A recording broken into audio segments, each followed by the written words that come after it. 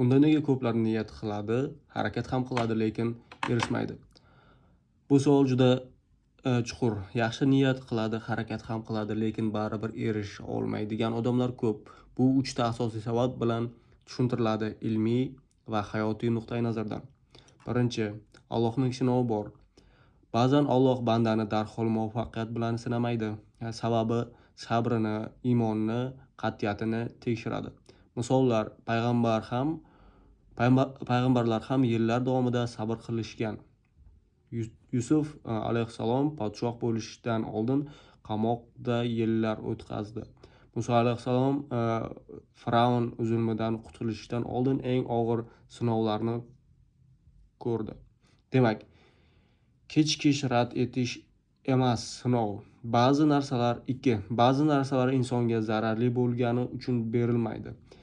Inson o'ylaydi, bu narsa menga juda kerak, lekin Alloh biladi. Bu narsa unga zarar keltiradi. Misollar, kimdir katta pul so'raydi, lekin katta pul uni buzar. Kimdir biror qizni yaxshi ko'rib xohlaydi, lekin o'sha qiz unga mos emas, kelajakda azob keltirar. Kimdir chet elga chiqishni xohlaydi, lekin unga yaxshi bo'lmaydi. Alloh berganda ba'zan u odam halok bo'lishi mumkin.